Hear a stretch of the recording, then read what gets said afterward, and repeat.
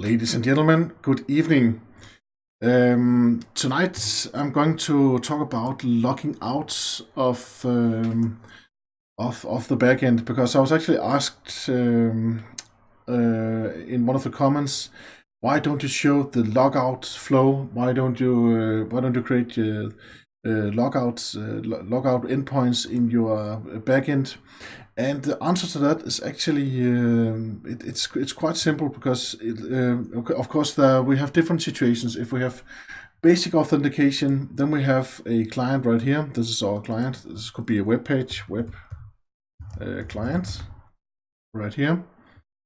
Let me just zoom in a little bit like this.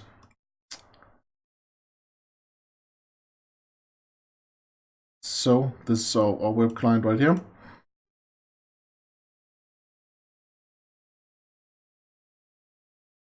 And then we have a backend right here. That could be Spring Boot right here. And then we have our Spring Boot backend, or any backend for that matter.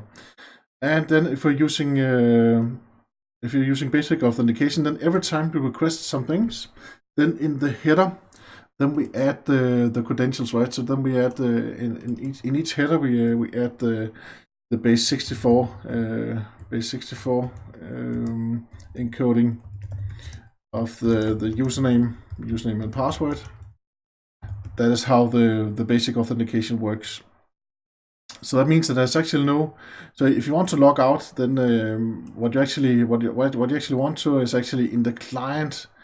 In the client, you actually want to forget. The credentials in the client. So that means that you will actually just go somewhere where you have the username and password. So here we have the credentials somewhere. They are stored credentials. They're stored somewhere in the memory in the client framework, maybe in a cookie. So you want these cleared out so you can go to the login form and then log in as another person. So there's actually no you don't need to call the backend and say now I'm logging out. You just need to clear the credentials and throw them away, so then you can log in and then you can get a new set of credentials placed inside your web application somewhere where you think it seems fit. Then there's another situation, that is if you're using token-based authentication, like let's say you're using OAuth 2, then the flow is that first we ask we log into the backend and then we get a token, and then we use that token for each of the requests that we do after that. In that situation, then sometimes in our Spring Boot backend, then we have let's say we could actually have a single sign-on system. So that means that we could have a Redis DB right here. And then we would store.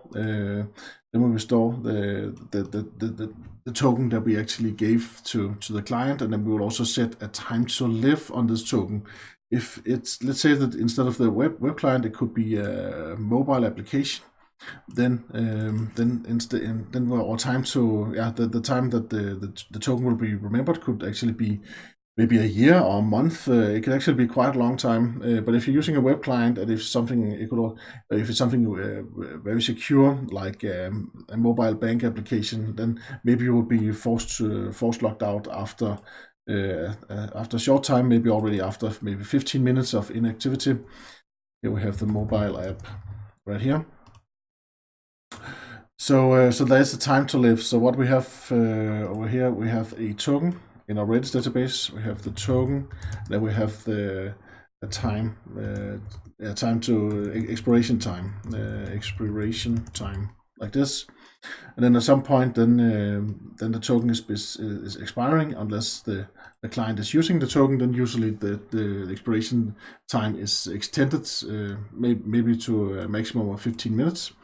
If it's a very secure application, or if it's like a mobile app where you want to keep the token for a long time, so you don't want to bother the user with the login. With a new login, then maybe you will keep the token for maybe a year, half a year. That's a month. That's totally up to the backend implementation right here. But in any cases, you don't need to create actually a logout flow in the backend. You could do that, of course. So when you press the logout, then you could delete this token and throw it on the trash can, free it up. So, but you could actually also, instead of actually doing that, then the mobile app could just throw away, because the mobile app would then also have a token, would have the same token, right? And then it could just throw out the mobile app will just throw out the token.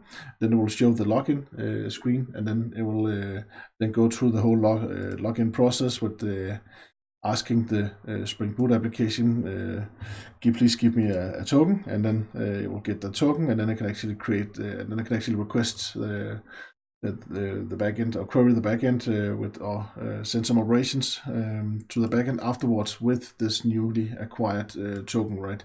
So that is why I'm not showing any logout flow on the backend side, at least, because it is actually it's on the client side where it's interesting and important. And of course, that is also a huge thing, right? You could save your tokens many different places. If you're using React, then you can place your credentials or tokens in Redux, right? So it's so the whole application knows when you are actually logged in. So, but usually it's client technology, actually, the logout part, at least. And then of course the client needs to need to clean up all of their caches, local caches that was corresponding to the first user, and then and then they can build this up for the new user afterwards. But the backend, it's rarely here where the logout flow is placed. So the reason why I'm saying this is just because I got the question, so I wanted to answer that specific question. If you have any comments on this, then let me know, and then we can discuss it. And I hope at some point I will show in the client how the logout process could be handled. Yes, that's actually it for tonight. Hope to see you again very soon. Thank you very much for watching. Bye bye.